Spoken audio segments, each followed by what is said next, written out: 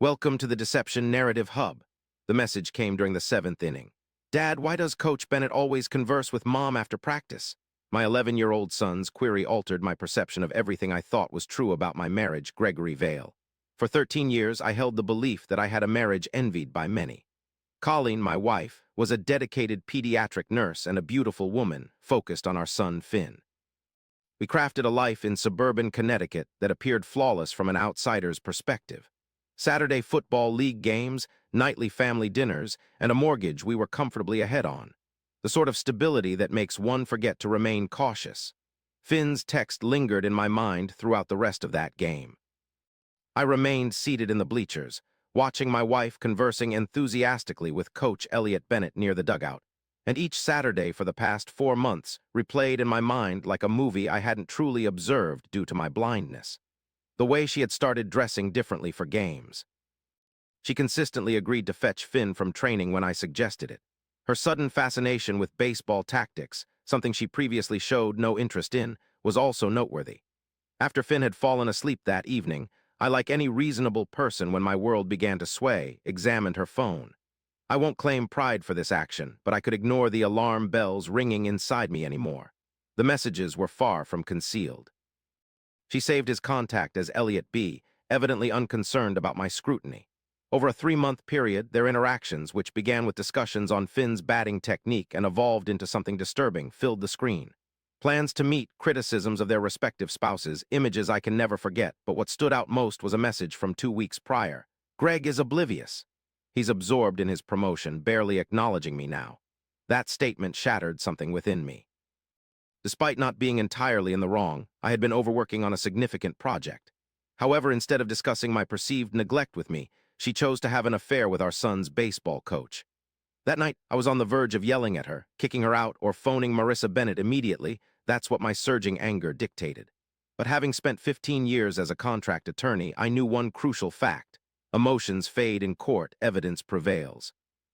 So I saved screenshots of everything, backed them up across 3 different cloud accounts, and went asleep beside my wife, as if nothing unusual had happened. She gave me a good-night kiss. I recall that detail because the ease with which she lied made it stand out. The next morning, I contacted Coach Bennett. Hi, Elliot, this is Greg Vale, Finn's dad. I've been contemplating getting more involved with the team. Any chance you need an assistant coach? There was a 3-second pause on the line before he responded. Wow, that's fantastic, Greg. Indeed, we could surely benefit from your expertise with drills. Excellent, I can begin this week. Seeing her expression when I told her that night was a work of art, a blend of panic disguised as delight.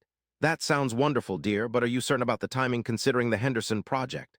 I'll manage. Finn will only be this age once. Over the ensuing week, I discovered everything appealing about Elliot Bennett that seemed to captivate my spouse. He was 42, taught middle school science, had coached youth baseball for 8 years, married to Marissa for 16 years with 2 daughters aged 13 and 9. By all accounts, a pillar of the community organizing charity events, remembering every child's name. Yet also the kind of man who was allegedly involved with at least one player's mother in parking lots post-practice. My initial assistant coaching session turned out to be a fascinating study of human conduct. Elliot displayed a mix of amiability and wariness, resembling a dog assessing potential danger. Colleen arrived to observe an unusual event, which I had invited her to, and the atmosphere buzzed subtly with unexpressed tension among the 3 of us. I effortlessly maintained my role as an oblivious spouse. Excited about baseball, I deferred to Elliot's knowledge, while being friendly enough to avoid arousing suspicion, but not so much as to completely relax him. Following practice, as parents retrieved their children, I observed Colleen and Elliot engaging in a brief discussion near her car. The dialogue appeared casual to the outside observer, devoid of any overt impropriety. However, I noticed her hand brushing his arm, recognized the subtle way he leaned toward her when speaking, detected the smile she once reserved solely for me. These observations prompted my return home to purchase surveillance equipment. The audio recorder was compact enough to fit within my coaching bag, voice-activated with a 12-hour battery life. I also procured a dash cam for my car, equipped with parking mode that would activate upon motion detection. In Connecticut, it was lawful for me to record conversations I was involved in as well as within my own vehicle. I had done my due diligence. By the 3rd session, Elliot became more at ease with me. We would often grab coffee prior to matches, discuss batting lineups, and joke about family turmoils. I assume he believed that I was simply a concerned father trying to bond with his son rather than a lawyer constructing a case. The turning point occurred 3 weeks later, as practice ran late due to tournament preparations. By 6:30, most parents had picked up their children, with Finn seated in the car equipped with his Nintendo Switch within my line of sight. Elliot and I were sorting out our gear when my phone rang, a call from my paralegal that I was anticipating. "I have to take this call," I informed Elliot. "Is there anything left to do?" He dismissed me and I strolled towards the distant end of the parking lot, my phone to my ear while my recorder continued running in the bag by the dugout. 5 minutes later, Colleen's car arrived, evidently under the impression they were secluded. The parking lot was almost vacant, with only my car at a distance on the asphalt and Elliot's truck near the field. They met. Their hushed words filled the evening air where my recorder caught every detail. "This is becoming too perilous," Colleen cautioned, with him attending every practice. "I understand, but what else could I say? No, you can't aid with your son's team. We need to exercise more caution," he had voiced his concern last night while I was engrossed in texts during dinner. "What did you tell him?" I informed him it was parents coordinating snacks for the tournament. He accepted my explanation. "Greg trusts easily," that line in particular, I'd later use to convince the judge about our custody agreement's terms. Elliot's reply was recorded. "Perhaps it's better to pause things until after the season ends, or maybe we should disclose our feelings to Marissa and Greg respectively. Colleen expressed her sincerity, tired of deceit and longing for you." The discussion went on for 4 more minutes, revolving around leaving their respective spouses, renting an apartment together, and discussing custody matters. Colleen was certain she'd get primary custody of Finn because judges often favor the mother. I remained in that parking lot, my phone still glued to my ear after a call that had concluded 3 minutes ago, hearing my wife outline the demise of our family with the man I'd been training alongside for 3 weeks. Once they parted ways, she gave him a kiss that made me avert my gaze. I gathered my gear bag and drove home with my son talking about his hitting spree. I prepared dinner, assisted with homework, bathed Finn, and read 2 chapters of Percy Jackson to him. That night I earned the title of Father of the Year, as I found solace in focusing on my son amidst turmoil. After Finn had gone to sleep, I retreated to my home office, transferred the audio to my encrypted backup, and listened to it again, meticulously jotting down every word despite my hands trembling so much that I had to retype numerous sentences. I didn't confront Colleen about it just yet. For the next 6 weeks, I gathered evidence as if constructing a federal case. Each interaction yielded new insights into their plans and grievances towards their spouses. On 2 separate instances, my dashcam recorded them in his truck in the parking lot post-evening practices. However, the tinted windows ensured no explicit visual evidence was obtained, which I found acceptable. The audio admissions alone were damning enough. Additionally, I engaged the services of a private investigator, Malcolm Reeves, who was recommended by a divorce attorney I had consulted discreetly, to explore my available options. Malcolm corroborated what I had already suspected. The clandestine relationship had been ongoing since late January, spanning approximately 6 months. Their rendezvous took place every Tuesday afternoon at a motel off Route 95 during Colleen's half-day shift. Their actions were careless, utilizing their genuine names and ordinary phones. "To be frank," Malcolm confided in me during one of our encounters, "I've encountered criminals with more secure operational procedures. They weren't even trying to hide their trail." That was a clear indication of how little they valued us, Colleen, Marissa, and myself. We were hurdles, not adversaries. The tournament weekend in late May marked a significant escalation as we journeyed to a facility 2 hours away for a regional contest. The team stayed at a hotel, and many families extended their stay. Throughout the journey, Colleen remained distant, engrossed in texting. Upon checking into our room, she disclosed she was meeting some of the other mothers for dinner and departed me with Finn. I knew her destination, as Malcolm had trailed us and confirmed it via text 30 minutes later. She was at the Marriott, 2 miles distant, same parking garage as the subject's car. That night in the dim hotel room with Finn asleep on the other bed, I made up my mind. No longer driven by anger, I had transitioned into a state of chilling determination. I decided to terminate this situation decisively, ensuring neither of them could reassemble what they had wrecked. The following morning, I contacted a divorce attorney without seeking advice, merely representation.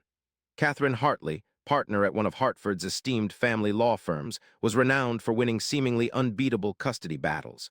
Her retainer gave me pause, but I emptied a savings account my parents had established for me years prior. In our initial encounter on the following Monday, I stated, "I want full custody. I've assembled all necessary items for our purpose."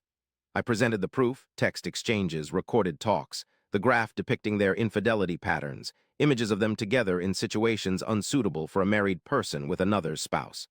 Catherine heard, took notes, and upon my conclusion, she leaned back in her chair. "Mr. Vale, in 23 years of practice, I've never encountered a client this well prepared. You meticulously documented everything, but I must ask why you seek full custody. Most fathers would settle for joint."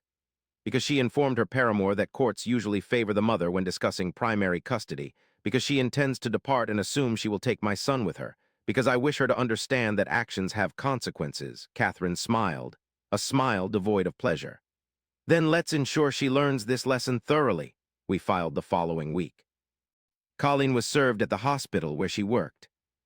I knew since I had scheduled Finn to stay at my parents' house in the afternoon, and I was at home waiting when she walked in at 4:15 with divorce documents and a face pale like old parchment. "Gregory, what's this?" I sat at the kitchen table with my laptop open, evidence folder beside it. "That's exactly what it appears to be. We're over. You can't just do this without discussing it first. But perhaps when you were having an affair with Elliot Bennett or planning to leave me and take our son. In fact, it was you. Actually, there wasn't a good time for any of what you did." She slumped into a chair. "How long have you known?" I had known for long enough. The real question is, how long were you intending to deceive me? "Are you really asking for full custody?" Read the filing. "Greg, you can't take Finn from me. I'm his mother. I am indeed his father, yet the one who never deserted our family for a baseball coaching role." Color flooded back into her face as shock morphed into anger. "This was due to your frequent absences, as you were always engaged in work or your career," she retorted. "In fact, you had stated this to Elliot on April 14th around 6:40 p.m. in the Lincoln Elementary parking lot. Shall I play back the recording?" Her lips parted. "No. I've recorded our conversations that took place in public areas, all of which are perfectly legal. Additionally, I possess text messages, statements from a witness who chronicled your Tuesday afternoon motel visits, and testimony from your own son about why Coach Bennett speaks to you so frequently post-practice. I watched as my 13-year wife realized she had lost. Not the marriage, for that was long gone, but the custody battle she believed she would win effortlessly. You scoundrel. Perhaps. But I am a scoundrel equipped with evidence and an expensive legal team. Two possible scenarios. Firstly, if you opt for confrontation, we head to court, exposing every detail of your affair as public record. Consequentially, Elliot loses his coaching job, teaching position 2 due to your being the parent of one of his students and breaching ethics clauses in his contract. His wife divorces him, labeling you as the nurse who had an affair with her son's coach. Even then, you might lose custody because Connecticut courts prioritize stability, and I can demonstrate that you intended to disrupt Finn's life for your affair partner. Secondly, if you choose joint custody with me having primary physical placement, we share weekends and holidays. You remain part of Finn's life but are not portrayed as a victim. Both you and Elliot terminate the relationship immediately. This option grants you an opportunity to preserve your relationship with your son while avoiding public disgrace. Catherine Hartley seems eager to bring this matter to trial, and she sat silently for 3 minutes, obviously analyzing possible strategies that might have eluded me, but none were found. I must ponder it. You have 48 hours to address the petition. Make your response count. That evening, Catherine left her house and stayed with her sister as confirmed by mutual friends, while I took Finn for pizza and explained that his parents were experiencing difficulties yet remained committed to him, and him alone was not responsible. Tears streamed down his face. I comforted him. It was the most challenging dinner I've ever endured, but I stood firm in my decision. I was shielding my son from a mother who appeared to prioritize her affair over his emotional well-being.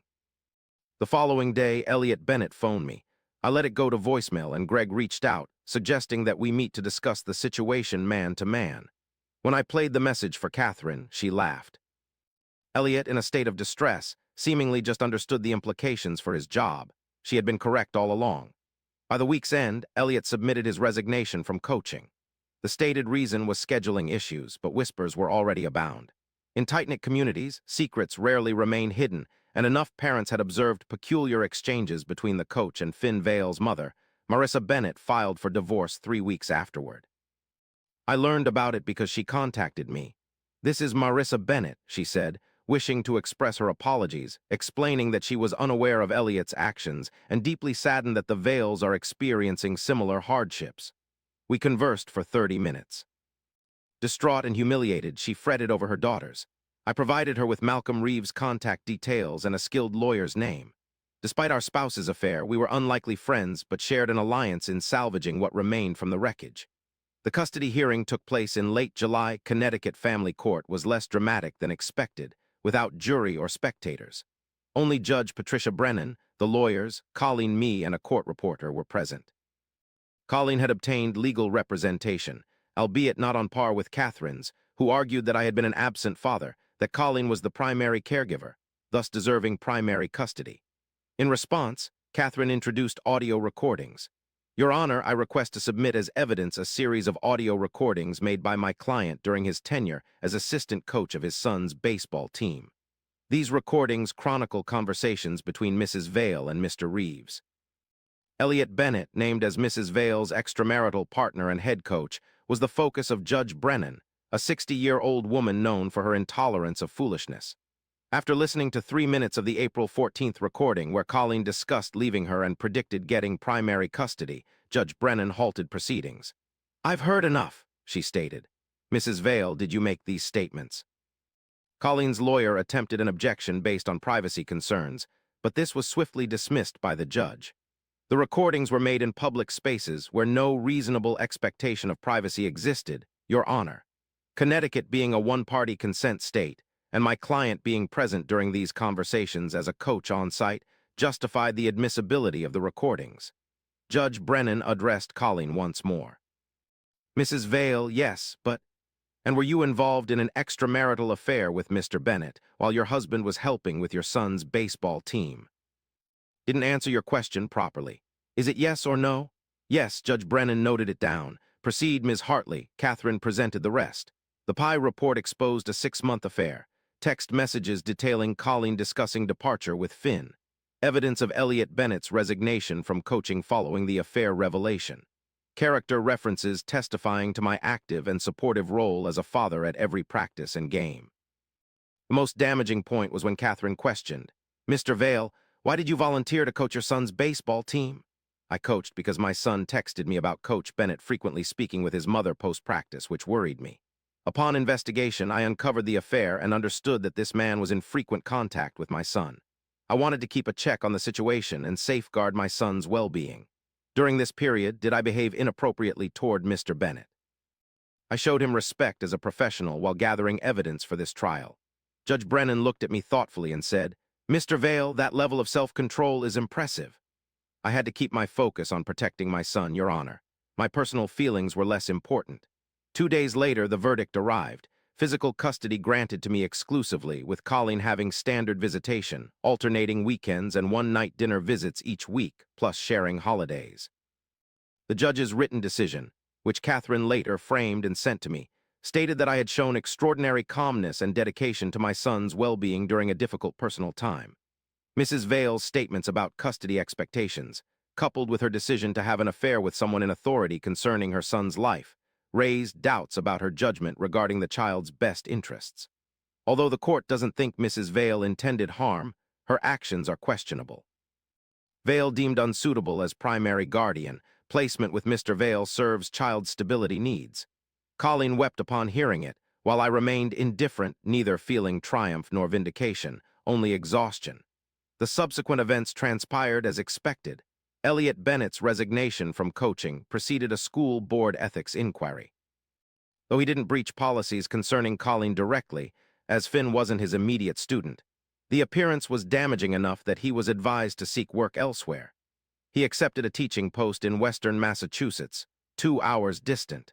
His divorce concluded in October, with Colleen and I resolving the remaining issues amicably out of court, equal asset distribution without alimony. She relocated to an apartment a mere 15 minutes away and adhered strictly to the custody arrangement.